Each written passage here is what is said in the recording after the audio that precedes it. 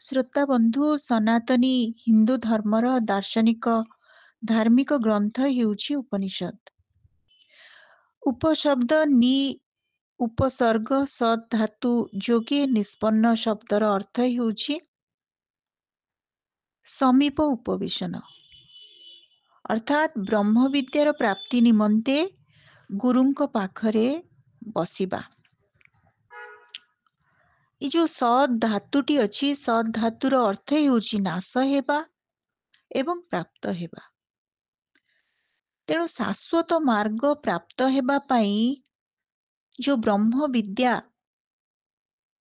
ଶିକ୍ଷା ଗ୍ରହଣ କରନ୍ତି ଶିଷ୍ୟମାନେ, ତାହା ହିଁ ଉପନିଷଦର ପ୍ରତିପାଦ୍ୟ ବିଷୟବସ୍ତୁ। ଶ୍ରୋତାବନ୍ଧୁ, ଭାରତୀୟ ପରମ୍ପରାରେ ବ୍ରହ୍ମାଣ୍ଡର ବାସ୍ତବିକତା,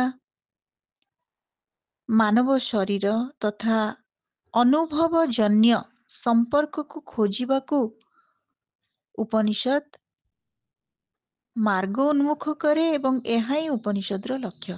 ଆମେ ଏହାକୁ ଆତ୍ମା ଏବଂ ବ୍ରହ୍ମର ସମ୍ପର୍କକୁ ନେଇ ବିଭିନ୍ନ ଭାବରେ ବିଚାର କରେ, ଆତ୍ମସାକ୍ଷାତ କରେ, ଅର୍ଥାତ୍ ମୃତ୍ୟୁ ଓ ପୁନର୍ଜନ୍ମର ଚକ୍ରରୁ ମୁକ୍ତ ହୋଇ ବ୍ରହ୍ମ ପ୍ରାପ୍ତିର ଯୋଉ ମାର୍ଗ ବା ତାତ୍ତ୍ୱିକ ବିଚାର, ଏହା ହିଁ ହେଉଛି ଉପନିଷଦର ଆଭିମୁଖ୍ୟ। ତେବେ ମହର୍ଷି ବ୍ୟାସଙ୍କ ଦ୍ୱାରା ରଚିତ ଏହି ଉପନିଷଦରେ ବ୍ରହ୍ମ ଜୀବ ଜଗତକୁ ନେଇ ଅନେକ ସୂକ୍ଷ୍ମ ଆଲୋଚନା ରହିଛି। ହିନ୍ଦୁ ଶାସ୍ତ୍ରରେ 4ଟି ବେଦ ଅଛି, ଋକ୍, ସାମ, ଯଜୁ ଏବଂ ଅଥର୍ବ। ପ୍ରତ୍ୟେକ ବେଦକୁ 4 ଭାଗରେ ବିଭକ୍ତ କରାଯାଇଛି ଏବଂ ଏହାର ଅନ୍ତିମ ଖଣ୍ଡଟି ହେଉଛି ଉପନିଷଦ। ଯେମିତି କୁହାଯାଏ ଯେ ସାରାଂଶ, ପ୍ରତ୍ୟେକ ବେଦର ସାରାଂଶ ହେଉଛି ଉପନିଷଦ। ତେବେ ଉପନିଷଦର ସଂଖ୍ୟା 200ରୁ ଉର୍ଦ୍ଧ୍ୱ, ମାତ୍ର ପାରମ୍ପରିକ ଭାବରେ ଏହାର ସଂଖ୍ୟା 108। ଯଦି ଆମେ ଲକ୍ଷ୍ୟ କରିବା ତାହେଲେ ବିଶେଷ କରି 13ଟି ଉପନିଷଦକୁ ହିନ୍ଦୁମାନେ ବହୁତ ଗୁରୁତ୍ୱ ଦିଅନ୍ତି ଏବଂ ତାହା ହିଁ ଆମର ପ୍ରାତ୍ୟହିକ ଜୀବନର ଆଲୋଚନା ପରିସରଭୁକ୍ତ ହେଇଥାଏ। ଦମ ଅର୍ଥାତ୍ ସଂଯମ ବା ଆତ୍ମସଂଯମ, ସତ୍ୟ, ଦାନ, ଆର୍ଜବ।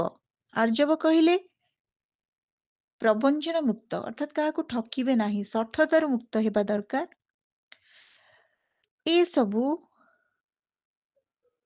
ଉପନିଷଦର ଉଦ୍ଦେଶ୍ୟ, ଏସବୁକୁ ବୁଝେଇବା ହେଉଛି ଉପନିଷଦର ଉଦ୍ଦେଶ୍ୟ। କିପରି ଭାବରେ ମଣିଷକୁ ମଣିଷ ଭାବରେ ପ୍ରତିଷ୍ଠା ଦେବା, ବଞ୍ଚିବାର ଯୋଉ ଆଭିମୁଖ୍ୟ ଜଗତରେ ରହିଛି ତାକୁ ବୁଝିବା, ଜୀବନର ମୂଲ୍ୟକୁ ବୁଝିବା ଏବଂ ପ୍ରକୃତରେ ଆମର ଲକ୍ଷ୍ୟ ହେଉଛି ଆତ୍ମସାକ୍ଷାତକାର, ଅର୍ଥାତ୍ ବ୍ରହ୍ମଙ୍କୁ ଅନୁଭବ କରିବା। ଯେମିତିକି ମୁଁ କହିଲି, ଅନୁଭବଜନ୍ୟ ସମ୍ପର୍କ ଜୀବ ଓ ଆତ୍ମାର, ତାକୁ ହିଁ ପ୍ରତିଷ୍ଠା କରିବା ହେଉଛି ଉପନିଷଦର ପ୍ରକୃତ ଉଦ୍ଦେଶ୍ୟ। ତେବେ ମୁଁ ଯେମିତି କହୁଥିଲି, 13ଟି ଉପନିଷଦକୁ ଗୁରୁତ୍ୱ ଦିଆଯାଇଛି। ଗୋଟେ ହେଉଛି, ପ୍ରଥମଟି ହେଉଛି ଈଶାବାସ୍ୟୋପନିଷଦ, ଐତରେୟ, କଠୋପ, କେନ, ଛାନ୍ଦୋଗ୍ୟ, ପ୍ରଶ୍ନ, ତୈତ୍ତରୀୟ, ବୃହଦାରଣ୍ୟକ, ମାଣ୍ଡୁକ୍ୟ, ମୁଣ୍ଡକ, ଶ୍ବେତାଶ୍ଵେତ, କୌଶିତକୀ, ମୈତ୍ରାୟଣୀ ଇତ୍ୟାଦି। ଏଇ 13ଟିକୁ ବିଦ୍ୱାନମାନେ ଉପନିଷଦର ମୁଖ୍ୟ ଭାବରେ, ଅର୍ଥାତ୍ ମୁଖ୍ୟ ଉପନିଷଦ ଭାବରେ ଗ୍ରହଣ କରନ୍ତି। ତେବେ ବୃହଦାରଣ୍ୟକ ଏବଂ ଛାନ୍ଦୋଗ୍ୟ ଉପନିଷଦକୁ ସବୁଠାରୁ ପ୍ରାକ୍ତନ ଉପନିଷଦର ମାନ୍ୟତା ମିଳେ। ଏହା ବୌଦ୍ଧ ଧର୍ମର ପୂର୍ବ ସମୟର, ଅର୍ଥାତ୍ ଖ୍ରୀଷ୍ଟପୂର୍ବ 7ମରୁ 6ଠ ଶତାବ୍ଦୀର ସୃଷ୍ଟି ଭାବରେ ଗ୍ରହଣ କରାଯାଏ। ଶ୍ରୋତାବନ୍ଧୁ, ଆମ ମନ ଭିତରେ ପ୍ରଶ୍ନ ଉଠେ, ଉପନିଷଦର ଏ ଯୋଉ ରଚନା, ଯଦି ବ୍ୟାସଙ୍କ ଦ୍ୱାରା ଏସବୁ ମହର୍ଷି ବ୍ୟାସଙ୍କ ଦ୍ୱାରା ରଚିତ, ସେ କୋଉଠି କରିଥିବେ, କୋଉଠି ଲେଖିଥିବେ? ଏଇ କୌତୂହଳକୁ ଏଇ ଅନ୍ୱେଷ କରିବା ପାଇଁ ଯାଇ, ଅନୁସନ୍ଧାନ କରିବାକୁ ଯାଇ ଯେତେବେଳେ ଦେଖିଲେ ଆଲୋଚକମାନେ, ସେମାନେ ଦେଖିଲେ ଯେ ଉପନିଷଦର ରଚନା କ୍ଷେତ୍ର ଉତ୍ତର ଭାରତ, ଯେମିତିକି ପଶ୍ଚିମର ସିନ୍ଧୁ ଘାଟି, ପୂର୍ବର ଗଙ୍ଗା କ୍ଷେତ୍ର, ଉତ୍ତରରେ ହିମାଳୟ ଠାରୁ ଦକ୍ଷିଣରେ ବିନ୍ଧ୍ୟ ପର୍ବତ ଦ୍ୱାରା ଏଇ ଆବଦ୍ଧ କ୍ଷେତ୍ରଟି ହେଉଛି ଉତ୍ତର ଭାରତ, ଏବଂ ଏହା ହିଁ ପ୍ରକୃତରେ ବେଦ ଉପନିଷଦର ସ୍ଥାନ ଥିଲା।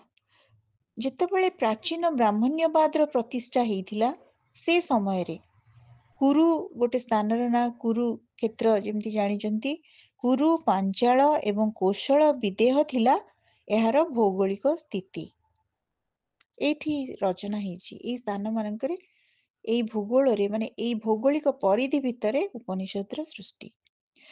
ଯଦି ଦେଖିବା, ଆମ ଭିତରେ ନିଶ୍ଚିତ ଭାବରେ ଗୋଟେ ଉତ୍କଣ୍ଠା ଆସୁଛି ଯେ ଆଜି ଆମେ କୋଉ କ୍ଷେତ୍ରକୁ ଆମେ ଭାବିପାରିବା ଯେ ସେଇ କ୍ଷେତ୍ର ଗୁଡିକ ଆସୁଛି ଉପନିଷଦୀୟ ଅଞ୍ଚଳ ଭାବରେ, ଯୋଉଠି ଉପନିଷଦକାର ମାନେ, ବେଦଜ୍ଞ ମହର୍ଷି ମାନେ, ପଣ୍ଡିତ ମାନେ ଆଲୋଚନା କରିଥିବେ। ସେଗୁଡିକ ହେଉଛି ଆଧୁନିକ ସମୟରେ ସେଇ ଅଞ୍ଚଳ ଗୁଡିକ ହେଲା ବିହାର, ନେପାଳ, ଉତ୍ତରପ୍ରଦେଶ, ଉତ୍ତରାଖଣ୍ଡ, ହିମାଚଳ ପ୍ରଦେଶ, ହରିୟାଣା, ପୂର୍ବ ରାଜସ୍ଥାନ ଏବଂ ଉତ୍ତର ମଧ୍ୟପ୍ରଦେଶ ଏହାର ଅନ୍ତର୍ଭୁକ୍ତ। ଶ୍ରୋତାବନ୍ଧୁ, ଆଜି ଆପଣମାନଙ୍କ ସମ୍ମୁଖରେ ଈଶାବାସ୍ୟ ଉପନିଷଦ ଏ ସମ୍ପର୍କରେ ମୁଁ କିଛି କହିବା ପାଇଁ ଚାହୁଁଛି। ଆମର ସାମ୍ପ୍ରତିକ ସମୟରେ ମଣିଷର ଯୋଉ ବୈଚାରିକ ମୂଲ୍ୟବୋଧ ଏବଂ ଆମର ଜୀବନକୁ ଆମେ ଏତେ ସହଜ ଭାବରେ ନିଏ, ପ୍ରକୃତରେ ଏକବିଂଶ ଶତାବ୍ଦୀରେ ଛିଡା ହେଇ ଆମେ ନିଶ୍ଚିତ ଭାବରେ ଅନୁଭବ କରିବା କଥା ଯେ ମଣିଷ ହେଉଛି, ବିବେକବାନ ମଣିଷ ହେଉଛି ଈଶ୍ୱରଙ୍କ ସର୍ବଶ୍ରେଷ୍ଠ ସୃଷ୍ଟି, ଏବଂ ତାର ଜୀବନର କିଛି ଅଭିସନ୍ଧି ରହିବା ଉଚିତ। ସେ କଣ ପାଇଁ ଜନ୍ମ ନେଇଛି, କଣ କରିକି ଏଠୁ ଯିବ, ଏସବୁକୁ ନେଇକି ଈଶାବାସ୍ୟ ଉପନିଷଦ ସମ୍ପର୍କରେ ସ୍ୱାମୀ ଚିନ୍ମୟାନନ୍ଦ ସରସ୍ୱତୀଙ୍କର ଗୋଟିଏ ଆଲୋଚନାକୁ ମୁଁ ଆପଣମାନଙ୍କ ପାଖରେ ଉପସ୍ଥାପନ କରୁଛି। ତେବେ ଏଇ ଯୋଉ ଈଶାବାସ୍ୟ ଉପନିଷଦରେ 18ଟି ଶ୍ଲୋକ ରହିଛି। ଏଇ 18ଟି ମନ୍ତ୍ର ବିଶିଷ୍ଟ ଆଧ୍ୟାତ୍ମିକ ଛୋଟ ଗ୍ରନ୍ଥଟି ଯୁଗ ଯୁଗ ଧରି ବିଦ୍ୱାନ ମାନଙ୍କୁ ମାନସିକ ପୋଷଣ ପ୍ରଦାନ କରି ଆସୁଛି। ଶୁକ୍ଳ ଯଜୁର୍ବେଦର ଏହି ଅଧ୍ୟାୟରେ ଆତ୍ମା ବିଷୟରେ ନିର୍ଦ୍ଦେଶ କରାଯାଇଛି, ଯାହାକି ଆମ ସମସ୍ତଙ୍କ ଭିତରେ ଥିବା ଦିବ୍ୟ ସତ୍ତାକୁ ଆହ୍ୱାନ କରେ। ବେଦାନ୍ତର ଏହି ସାରାଂଶ ଉପନିଷଦ ସମସ୍ତ ବସ୍ତୁ, ବ୍ୟକ୍ତି ତଥା ବୈଷୟିକ ଜଗତରୁ ଆମର ଆସକ୍ତି ତ୍ୟାଗ କରିବା ନିମିତ୍ତ ମାର୍ଗଦର୍ଶନ କରାଏ।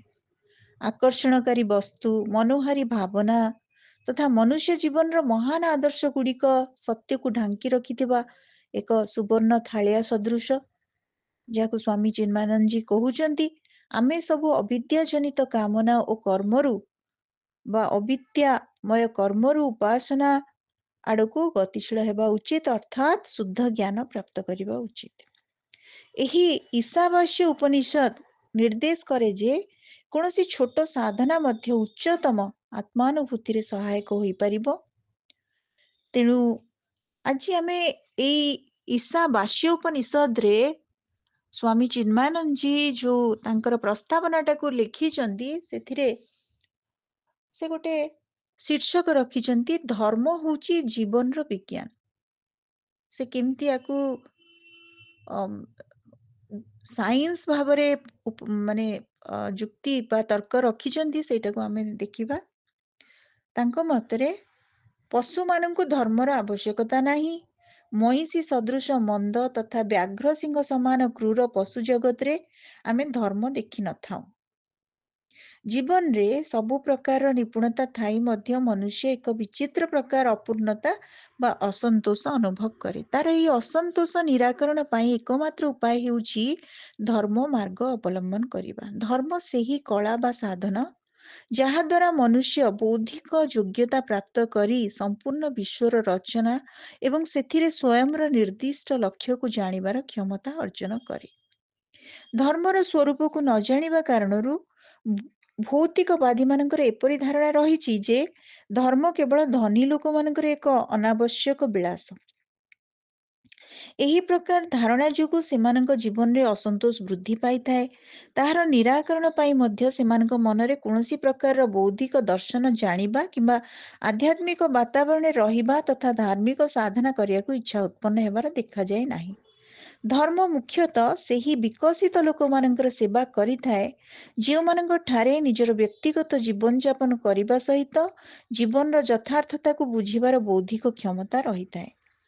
ଜୀବନର ଅପୂର୍ଣ୍ଣତାକୁ ବୁଝିପାରି ତାଠାରୁ ଶ୍ରେଷ୍ଠ ଏବଂ ଆନନ୍ଦପ୍ରଦ ଲକ୍ଷ୍ୟକୁ ପ୍ରାପ୍ତ କରିବାର ଉତ୍ସାହ ତଥା ବଳ, ସାହସ, ଧୈର୍ଯ୍ୟ ରଖିବା ଉଦ୍ଦେଶ୍ୟରେ ବ୍ୟକ୍ତିମାନଙ୍କ ପାଇଁ ହିଁ ଧର୍ମ ମହତ୍ତ୍ୱପୂର୍ଣ୍ଣ। ଯେଉଁ ପୁରୁଷର ମନରେ ନିଜ ଜୀବନର ତଥା ବାହ୍ୟ ଜଗତର ଦୟନୀୟ ପରିସ୍ଥିତି ପ୍ରତି ତୀବ୍ର ଅଧୀରତା ହୁଏ ନାହିଁ, ସେ ସେଭଳି ପରିସ୍ଥିତିରୁ ମୁକ୍ତ ହେବାକୁ ମଧ୍ୟ ପ୍ରଯତ୍ନ କରନ୍ତି ନାହିଁ।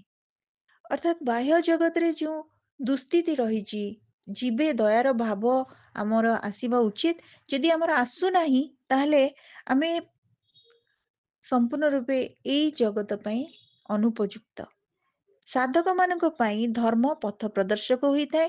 ଏହି ଦୃଷ୍ଟିରୁ ହିନ୍ଦୁ ଧର୍ମ ହେଉଛି ଆତ୍ମୋନ୍ନତିର ପୂର୍ଣ୍ଣ ବିଜ୍ଞାନ, ଯେଉଁଥିରେ ଆତ୍ମବିକାଶର ଅନେକ ସାଧନା ପଥ ନିରୂପଣ କରାଯାଇଛି। ଏଠାରେ ଏକ ମହତ୍ତ୍ୱପୂର୍ଣ୍ଣ ପ୍ରଶ୍ନ ଆସେ ଯେ ଆମମାନଙ୍କ ମଧ୍ୟରୁ କେତେକଙ୍କ ମନରେ ଆଧ୍ୟାତ୍ମିକ ଜିଜ୍ଞାସା ତୀବ୍ର ହେଲା ବେଳେ ଅନ୍ୟ କେତେ ଲୋକଙ୍କ ମନରେ ଆଦୌ ନଥାଏ। ଏହାର କାରଣ କ'ଣ? ଧର୍ମଶାସ୍ତ୍ର ମାନଙ୍କ ଅନୁଯାୟୀ ଏହାର କାରଣ ହେଉଛି ପ୍ରତ୍ୟେକ ବ୍ୟକ୍ତିର ବିକାଶ ଏବଂ ପରିପକ୍ୱତା। ଆମେ ଦେଖିବା ଯେ ଯେଉଁଠି ଅତିମାନବ ବା ପୂର୍ଣ୍ଣ ପୁରୁଷର ଆଶାବାଦୀ ଦୃଷ୍ଟିକୋଣ ସହିତ ଡାରୱିନଙ୍କ ବିକାଶବାଦ ସମାପ୍ତ ହୁଏ, ସେହିଠାରୁ ବେଦାନ୍ତର ଆରମ୍ଭ ହୁଏ। ବନସ୍ପତି ଜଗତ ତଥା ପଶୁ ଜଗତର ଅବଶେଷ ଗୁଡ଼ିକର କ୍ରମବଦ୍ଧ ଅଧ୍ୟୟନ କରିବା ଦ୍ୱାରା ଡାରୱିନଙ୍କୁ ସେମାନଙ୍କର ବିକାଶ ସମ୍ବନ୍ଧୀୟ କେତେକ ସଂକେତ ମିଳିଥିଲା, ଯାହାକୁ ଆଧାର କରି ସେ ପ୍ରାଣୀମାନଙ୍କର ମୂଲ୍ୟାଙ୍କନ ଏବଂ ବର୍ଗୀକରଣ କରିଥିଲେ। ତାଙ୍କର ଏହି ବର୍ଗୀକରଣ ଅନୁଯାୟୀ ଉଦ୍ଭିଦ ଜଗତ ଜଡ଼ ପାଷାଣ ଠାରୁ ଶ୍ରେଷ୍ଠ ବା ଉନ୍ନତ ଏବଂ ପଶୁ ବର୍ଗ ଉଦ୍ଭିଦ ଜଗତ ଠାରୁ ଅଧିକ ବିକଶିତ। ଏହି ପ୍ରାଣୀମାନଙ୍କ ମଧ୍ୟରେ ସର୍ବାଧିକ ବିକାଶ ପ୍ରାପ୍ତ ତଥା ସମର୍ଥ ପ୍ରାଣୀ ହେଉଛି ବୁଦ୍ଧିମାନ ମନୁଷ୍ୟ। ଏହାପରେ ଡାରୱିନଙ୍କ ବିକାଶବାଦ ପୂର୍ଣ୍ଣ ପୁରୁଷର ଆଦର୍ଶବାଦୀ କଳ୍ପନା ସହିତ ସମାପ୍ତ ହୋଇଯାଏ। ଏହି ପ୍ରକାର ଆମେ ଦେଖୁ ଯେ ଡାରୱିନଙ୍କ ବିକାଶବାଦର ମାପଦଣ୍ଡ ଥିଲା ପ୍ରତ୍ୟେକ ପ୍ରାଣୀଙ୍କ ଶ୍ରେଷ୍ଠତର ଶାରୀରିକ ଗଠନ ଏବଂ ତାହା ଦ୍ୱାରା ଅଭିବ୍ୟକ୍ତ ହୋଇଥିବା ବୌଦ୍ଧିକ କ୍ଷମତା। ତେଣୁ ମଣିଷ ଶରୀର ଅନୁଯାୟୀ ଯେତିକି ସୁସ୍ଥ ହୁଏ, ତାର ମାନସିକତା ସେତିକି ସୁସ୍ଥ ହେବା ଅପରିହାର୍ଯ୍ୟ। ବୌଦ୍ଧିକ କ୍ଷମତା ସୁସ୍ଥତାରୁ ହିଁ ସୃଷ୍ଟି ହୁଏ। ଅନ୍ୟ ପକ୍ଷରେ ଉପନିଷଦ ଋଷିମାନଙ୍କ ଘୋଷଣା ଅନୁଯାୟୀ ବିକାଶର ମାପଦଣ୍ଡ ଥିଲା ପ୍ରାଣୀମାନଙ୍କ ଦ୍ୱାରା ବ୍ୟକ୍ତ ହୋଇଥିବା ଆତ୍ମଚେତନା। ଏହାକୁ ହିଁ ଅନ୍ୟ ଶବ୍ଦରେ ଏଭଳି କୁହାଯାଇପାରେ ଯେ ଡାରୱିନଙ୍କ ବିକାଶବାଦରେ ପ୍ରାଣୀମାନଙ୍କର ବୌଦ୍ଧିକ ବିକାଶ ମାପଦଣ୍ଡ ହେଲେ ଉପନିଷଦରେ ସେମାନଙ୍କର ଆଧ୍ୟାତ୍ମିକ ବିକାଶ। ମନୁଷ୍ୟମାନଙ୍କ ମଧ୍ୟରେ ନିଶ୍ଚୟ ହିଁ ସବୁ ଲୋକ ବାହ୍ୟ ପରିସ୍ଥିତି, ଭାବନା ତଥା ବିଚାର ଗୁଡ଼ିକ ପ୍ରତି ସମାନ ରୂପରେ ସମ୍ବେଦନଶୀଳ ହୁଅନ୍ତି ନାହିଁ। ଏଥିପାଇଁ ସେମାନଙ୍କ ପ୍ରତିକ୍ରିୟା ଗୁଡ଼ିକରେ ମଧ୍ୟ ସମାନତା ଦେଖାଯାଏ ନାହିଁ। କିଛି ଲୋକ ଏତେ ମନ୍ଦବୁଦ୍ଧି ସମ୍ପନ୍ନ ଯେ ସେମାନେ ବାହ୍ୟ ପରିସ୍ଥିତି ପ୍ରତି ପୂର୍ଣ୍ଣତଃ ସଚେତନ ନୁହନ୍ତି। ଆଉ ମଧ୍ୟ ଅନ୍ୟ ପ୍ରକାର ଲୋକ ଅଛନ୍ତି ଯେଉଁମାନେ କି ସ୍ୱୟଂର ଦୁର୍ବଳତା ଗୁଡ଼ିକୁ ବା ଦୁର୍ଗୁଣ ଗୁଡ଼ିକୁ ନିଷ୍ପକ୍ଷ ଭାବରେ ସମାଲୋଚନା କରିପାରନ୍ତି ନାହିଁ। ତେଣୁ ଗାନ୍ଧିଜୀ ବୋଧହୁଏ ଏହି ପରିପ୍ରେକ୍ଷୀରେ ପରବର୍ତ୍ତୀ ପର୍ଯ୍ୟାୟରେ କହିଥିବେ, ଯେହେତୁ ସେ ଗୀତା ପାରାୟଣ କରୁଥିଲେ, ସେ କହିଥିଲେ ଯେ ପ୍ରଥମେ ନିଜକୁ ବ୍ୟଙ୍ଗ କରାଯାଉ, ଅନ୍ୟକୁ ଅଙ୍ଗୁଳି ନିର୍ଦ୍ଦେଶ କରି ଅନ୍ୟର ଦୋଷ ଓ ଦୁର୍ଗୁଣକୁ ଅଙ୍ଗୁଳି ନିର୍ଦ୍ଦେଶ କରିବା ପୂର୍ବରୁ ନିଜ ଦୋଷକୁ ଆମେ ଦେଖିବା ଉଚିତ। ସେଥିପାଇଁ ଏଠି ସ୍ୱାମୀ ଚିନ୍ମୟାନନ୍ଦଜୀ କହୁଛନ୍ତି ଯେ କିଛି ଲୋକ ଅଛନ୍ତି ନିଜର ଦୁର୍ବଳତାକୁ ବା ଦୁର୍ଗୁଣ ଗୁଡ଼ିକୁ ଆଦୌ ସମାଲୋଚନା କରିପାରନ୍ତି ନାହିଁ। ଅର୍ଥାତ୍ ଆମକୁ ଆମ ନିଜର ଭୁଲ ଦିଶେ ନାହିଁ। ବେଦାନ୍ତ ଶାସ୍ତ୍ର ଅନୁସାରେ ସେହି ଲୋକମାନେ କେବଳ ଦ୍ୱିପାଦ ବିଶିଷ୍ଟ ପଶୁ ଅଟନ୍ତି, ଯେଉଁମାନଙ୍କୁ କି ସର୍ପ, ବିଛା, ବ୍ୟାଘ୍ର ଆଦି ହିଂସ୍ରଜନ୍ତୁମାନଙ୍କ ଗୋଷ୍ଠୀରେ ଅନ୍ତର୍ଭୁକ୍ତ କରାଯାଏ। ଦିଟା ଗୋଡ଼, ଦିଟା ହାତ, ମଣିଷର ଶରୀର, ଚେହେରା ଧରିକି ଆମକୁ ପଶୁ କୁହାଯାଏ, ରାକ୍ଷସ ମଧ୍ୟ କୁହାଯାଏ। ତେଣୁ ମଣିଷ ହବା ପାଇଁ ହେଲେ ସେତିକି ବୌଦ୍ଧିକ ସ୍ତରରେ ଚେତନାର ଯୋଉ ବ୍ୟାପ୍ତି, ଉଚ୍ଚତା ଥିବା ଦରକାର। ତେଣୁ ସେମାନେ ଯଦି ସେମିତି ତାଙ୍କ ଦୁର୍ଗୁଣକୁ समालोचना करि पारुनाहांती ताले सेमानकु मध्य आमे व्याघ्र सर्प बिछा आदि गोष्ठी रे अंतर्भुक्त करि परिबा। सेमाने वर्तमान सुधा मनुष्यत्वर पूर्ण गरिमा को प्राप्त होई नाहंती कहले अत्युक्ति हेब नाही। पथर सदृश जड़ पुरुष व्यतीत अन्य व्यक्ति मानकर वर्गीकरण एही प्रकार करा जाई पारे। पाशविक पुरुष, मानवीय पुरुष एवं ईश्वरीय पुरुष बा पूर्ण पुरुष। पाशविक पुरुष सेही व्यक्ति जाहांगठारे न्यूनतम सचेतनता बा संवेदनशीलता अछि। एही वर्गरे गोलामी, पराश्रित विषयभोगी तथा नीतिशून्य नास्तिक लोकमानंकर समावेश होइथाए। एही लोकमानंकु समस्त आध्यात्मिक साधना निरर्थक प्रतीत होइथाए, कारण सेमानंकर बुद्धि पड़ियारे घास चरुथुवा गाईर बुद्धि ठारू अधिक विकसित होई नथिबा भଳି मने हुए। ଯେଉଁ ଲୋକ ମାନବୀୟ ପୁରୁଷର ଅବସ୍ଥା ପର୍ଯ୍ୟନ୍ତ ପହଞ୍ଚି ପାରିଛନ୍ତି ସେମାନଙ୍କ ଠାରେ ଧର୍ମ ତଥା ଆଧ୍ୟାତ୍ମିକ ଦିଗରେ ହେଉଥିବା ପ୍ରବୃତ୍ତି ପରିଲକ୍ଷିତ ହୁଏ। ଆମର ଧର୍ମଶାସ୍ତ୍ର ଏହି ଲୋକମାନଙ୍କୁ ଅଧିକାରୀ ଅର୍ଥାତ୍ ଆଧ୍ୟାତ୍ମ ଜ୍ଞାନ ପାଇଁ ଯୋଗ୍ୟ ରୂପେ ଗ୍ରହଣ କରେ। ଶ୍ରୋତା ବନ୍ଧୁ, ଆଜି ଆମେ ଶୁଣୁଥିଲେ ଈଶାବାସ୍ୟୋପନିଷଦର ଆମୁଖ ପ୍ରସ୍ତାବନା, ଯାହାକୁ ଲେଖିଛନ୍ତି ମହାନ ତେଜସ୍ୱୀ ଦୀପ୍ତିମନ୍ତ ଉଜ୍ଜ୍ୱଳ ମହାପୁରୁଷ ସ୍ୱାମୀ ଚିନ୍ମୟାନନ୍ଦ ସରସ୍ୱତୀ। ଆମେ ଆମର ପରବର୍ତ୍ତୀ ଅଡିଓରେ ଏଇ ଯୋଉ ଧର୍ମଶାସ୍ତ୍ରର ପ୍ରକୃତ ବା ଆଧ୍ୟାତ୍ମ ଜ୍ଞାନର ପ୍ରକୃତ ଯୋଗ୍ୟ କିଏ ବା ଅଧିକାରୀ କିଏ ତା ଉପରେ ଆଲୋଚନା କରିବା।